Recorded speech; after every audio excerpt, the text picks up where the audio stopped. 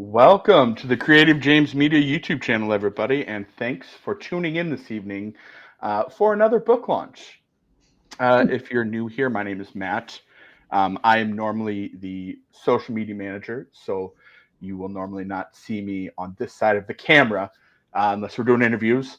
But tonight, we're going to be chatting with Vicki-Ann Bush about her release, Alex McKenna and a Winter's Night, which is technically book three, Mhm. but most of these are standalones, so they can hold their own as a singular story. Um, we're also going to be having her, if she'll do it, read a few passages from the book, so you can kind of get an idea of what you're in for when you pick up your copy. So, Vicky, how does it feel to have this part of Alex's story into the world finally? Um, it feels good, but it also feels like progress, Right, because when you're sitting there, when you're doing a series, the book is written, in advance of the release, obviously, so you right, have to go through all the edits and everything. And it's like the day of is the that just okay, it's out there, it's done, and now the world takes it, right. which then the nerve-wracking starts all over again. Doesn't it though? It's like I've written a lot of books, but Yep. they haven't seen this one, so let's see what happens. Yeah, yeah, exactly. For those who maybe have never picked up any of your books or don't follow you on socials, why don't you go ahead and introduce yourself really quick? Okay. Hello, I am Vicki-Ann Bush, and I write young adult fiction, primarily paranormal and paranormal romance. And Alex McKenna is my latest book series about a 17-year-old transgender boy with psychic abilities, Okay. extraordinary Yeah, psychic I would abilities. say extraordinary because they're far from normal. Yeah, they are. They are. Like I said, with this being a series, technically, what is one thing that you are most proud of in Alex's evolution so far? Um, I don't know if it's so much having to do with Alex's evolution as the character Right. as it does with the people that the character touches their lives. When I have done book signings, and it's young adults, so I get teens approach me, and as soon as they ask and they start to hear about what Alex is about and who he is, I can't tell you how many times they would start to get tears, or they would ask to hug me, because they said that there's not enough of that kind of representation. I wanted him to be, yes, he's on his transgender journey, going through what he wants to go through and actually has to go through. And um, but that's not the focus. I Right. wanted, a transgender teenager, LGBTQ of any kind, anyone who is facing, big type of emotional quest, to be able to pick up the book and get lost in the paranormal. Right. Would you say that it was important for you to write it that way, as if, because sometimes I feel like there's not enough representation. At least there didn't used to be, but there's more of it now for the LGBTQ community. Um, Hmm. was that a driving factor for you that like you had to make that a highlighting part of his story um, to make sure it was touched upon? Oh, definitely. You don't know how many times I've heard someone say, "Well, why did he have to be transgender? Why did you make him transgender?" And my answer is, why not? Right. Just why not? Um, One of the things that I was a little hesitant about when I started to start writing Alex, and then bringing in other books that I'm writing now, characters that are in the LGBTQ community. was I felt a little bit like, oh, shoot, should I be doing this? Because I myself, I'm an ally, but I'm not in the community. Right. And I did go and talk to someone from the center in Las Vegas, and they said, no, that's absolutely fine. Because I'm not trying to say that I understand the experience. I'm trying to say that it, everybody should be able to be equally involved. And it doesn't matter. It doesn't matter in that sense that you're in the LGBTQ community or you're cis or what you believe in this religion or you believe in that. It shouldn't, unless it hurts somebody, it shouldn't matter. And that's what I'm trying to do. I'm trying to show not only diversity but unity.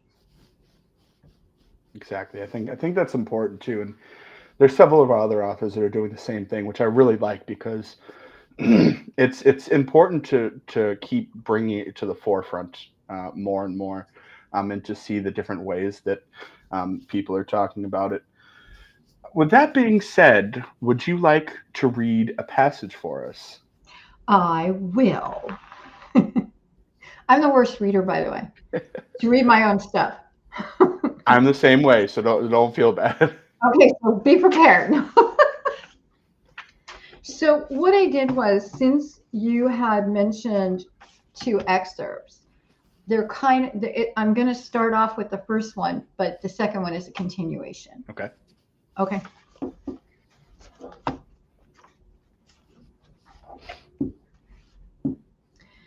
Okay.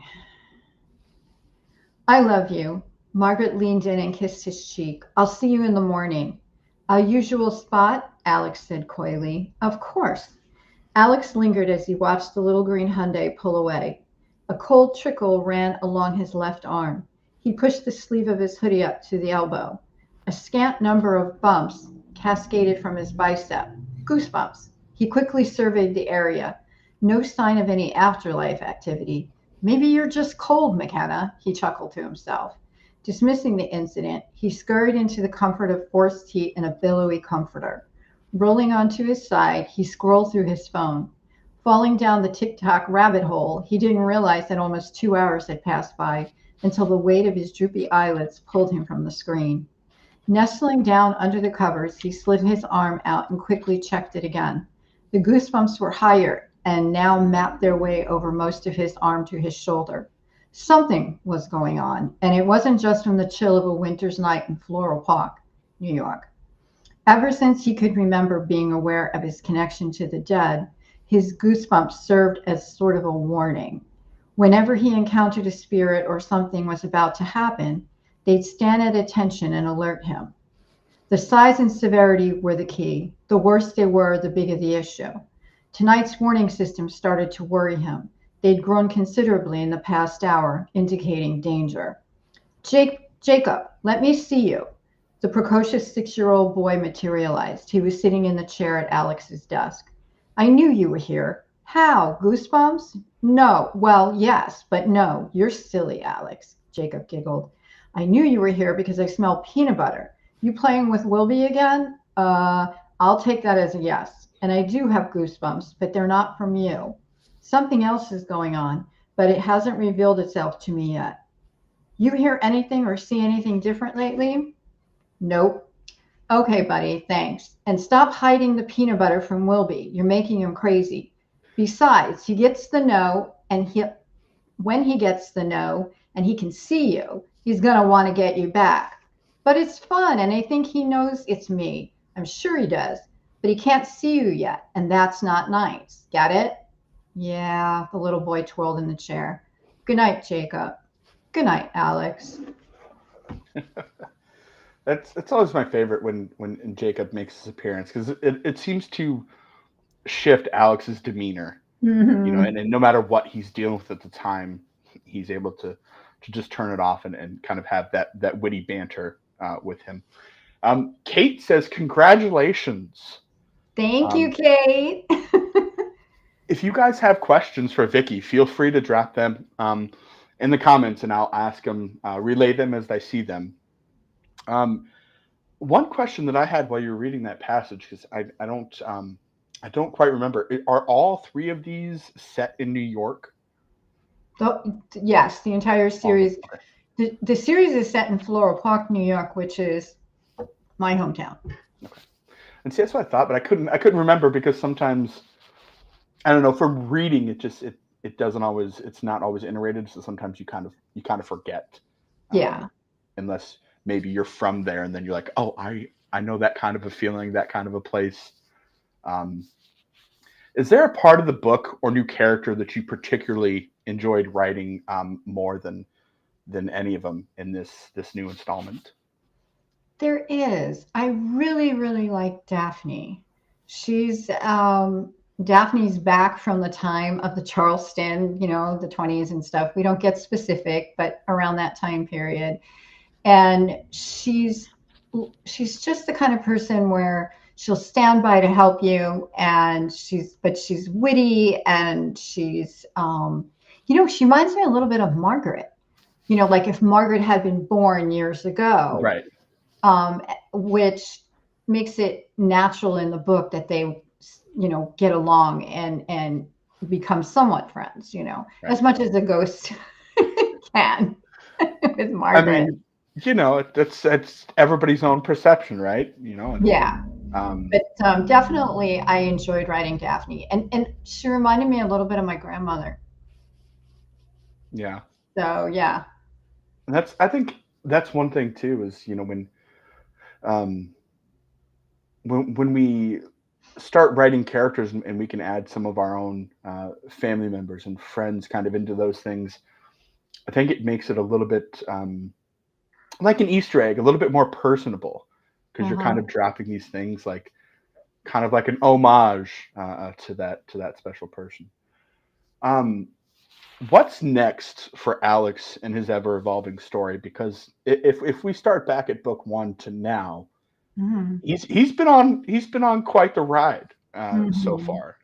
Um, so what are you thinking at In this point? terms of after the fourth book, Yeah, like, do you think you're going to continue with another direction, or maybe um, just leave it at four? I do have this yearning to write a couple of books about Alex a little bit older. Right. So maybe in his mid 20s, early 30s, and then take him to eventually an old man. I think Yeah. that would be interesting because he's already on a very wild journey, but if to see how it would progress and how things would change, I think would be very, very a very interesting read. Um, so for those who don't know, there's an award-winning short film inspired by the series. Can you tell us a bit about that? Because this one is exciting for me. Sure. So the film is Alex and Margaret's Beginning. And the reason it's a short is because, people would ask me, oh, this would be, or just tell me this would be a great on film, this series. And I never saw myself as a film writer or a screenplay writer ever, And finally, I got pushed by a small production company, and I decided to go ahead and try it. But I winded up connecting with a gentleman who he's a professor, or I think he just recently retired, but he was a professor teaching in California, and years ago he wrote for television. And so I was lucky enough to be able to connect with him because I needed guidance in the structure. I knew, the ideas in my head because I am a novel writer, but apples and oranges, Yep. I go to write it and he says to me, he said, he said, it's a lot easier to write 20 pages than it is to write 120 pages. Why don't you start with a short? So I did. And I decided, after discussing it with the production company too, that I didn't want to take something just like some one thing from the first book, because then I'm breaking it up. What I decided to do was make a inspired by what if. So in the books, Alex never hasn't. We never address how Alex tells Margaret he's transgender. Right. They're already best friends, and then they become more, but we never talk about that. And I have been asked that. So that's what the short film is about. It's about, what if this is how Alex told Margaret that he's transgender? They were friends, they were working together, they went to school together, but they weren't as close as they are in the series. It was it's the beginning of their relationship. And so it got produced. We had to do some scouting to find some areas that looked somewhat like New York, because we did it in Nevada. And in Boulder City, we actually landed on a few, which was great. And then with the help of just everyone, friends and actors who believed in the project, the the boy that played Alex, Levi Gaines, actually got the part and had to fly out from Texas. So, Wow. yeah, and then Becca Ray, she played Margaret, and she lived in Vegas, but she was also going to school at the time. So it was just like, working things out. But we had a lot of fun. It was a great experience. I have so many friends that I have to thank for coming together and supporting me and the film and everybody, the actors. It was just great. Yeah, And yes, it is multi award winning. and that's crazy too, because I actually saw it before I started reading, and that's one thing that I really liked, because it kind of gives you a more clear picture of, I think, at least visually, you're able to see how their friendship is. Mm-hmm. Because sometimes reading compared to like watching can give you different impressions of how things are. And that's one of the things that I liked, is that they basically, you showed exactly how he told her, Mm-hmm. and how it kind of, the things that it did, the rifts that it caused, and the ways that they overcame it. Um, would you like to read the second passage for us? Sure.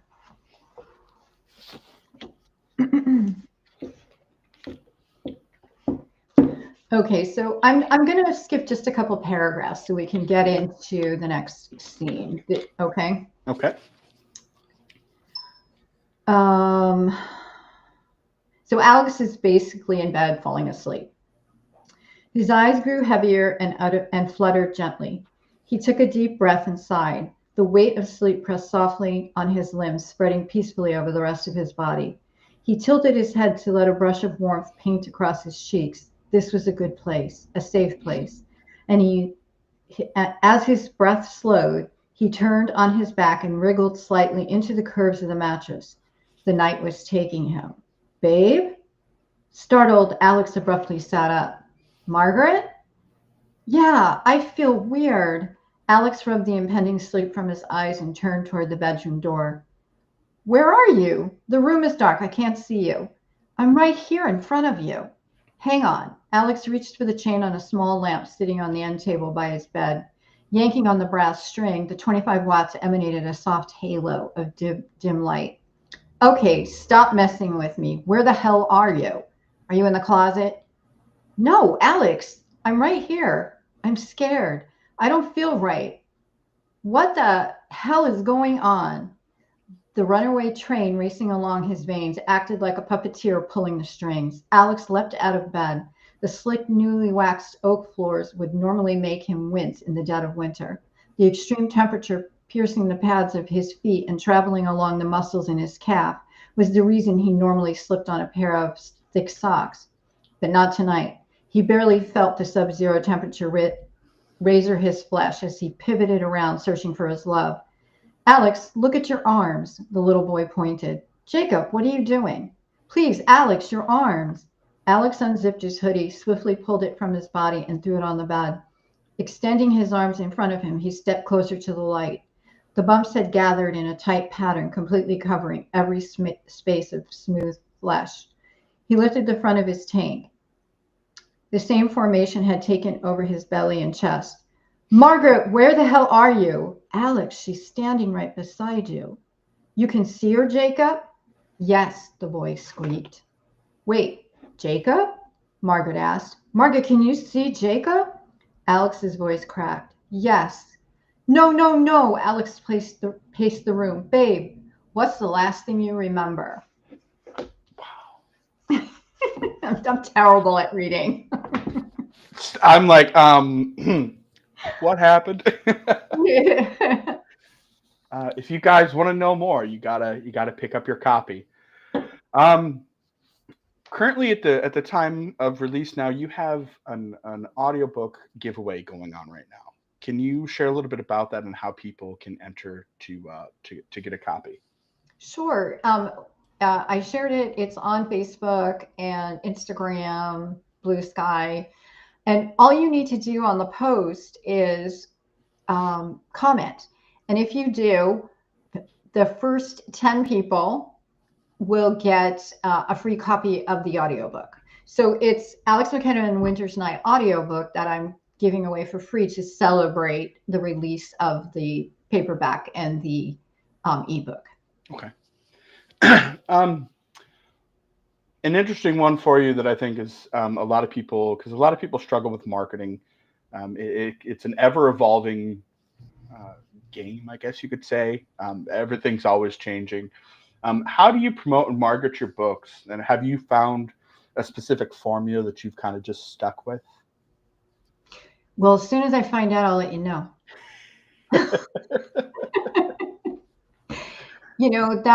That is my biggest hurdle, and it is for a lot of authors. But we persevere. I have done social media posts, as you know, and there are times where I will do a promo with NetGalley where, the book is just coming out, or BookBub today.